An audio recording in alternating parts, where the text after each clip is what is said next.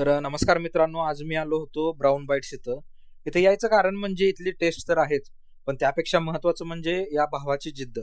सांगलीसारख्या ठिकाणी 38,000 रुपयाची नोकरी असणे म्हणजे काय साधी गोष्ट नाही. पण ती नोकरी सोडून स्वतःचा बिझनेस चालू करणं, ते पण एवढी मोठी रिस्क घेऊन, हे सगळं करायला माणसाच्यात बिझनेस करायची जिद्द असायला लागते. चला तर या दादांना त्यांच्या प्रवासाबद्दल विचारूया. या बिझनेसमध्ये पण माझा एकच दृष्टिकोन होता की मी पहिले जॉब करत होतो.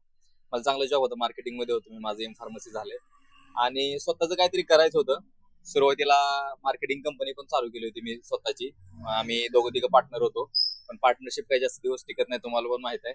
तसंच मग माझ्याकडे बजेट पण नव्हतं आणि कमी बजेटमध्ये काय ट्राय करायचं, काय करायचं बिझनेस करायचा. तर माझ्या डोक्यात आणि माझ्या आयडिया होत्या, नवीन ट्रेंडिंगला विषय चालू होता वॉफल आणि बाउलचा, आणि माझ्याकडे बजेट पण कमी होतं.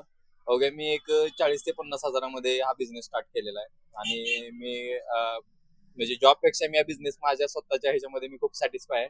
आणि हळूहळू आता माझं चालेल, मी फक्त सुरुवातीला फक्त चॉकलेट बाउल स्टार्ट केला होता, आता माझ्याकडे वॉफल पण चालू आहे. आता हळूहळू नवीन आणखी काय प्रोडक्ट मला आणता येतात का मार्केटमध्ये, त्याचं पण मी ट्राय करतोय. आजच्या राज्यभरातील आणि देशभरातील घडामोडी बघता युवकांना एकच प्रश्न पडतो, तो म्हणजे जॉब करून एक स्टेबल इन्कम घ्यायचं की रिस्क घेऊन आपला एक छोटा मोठा का होईना बिझनेस करायचा. दादा, तुम्ही काय सांगणार की युवा पिढीला पुढे बिझनेस करावा की जॉब करावं?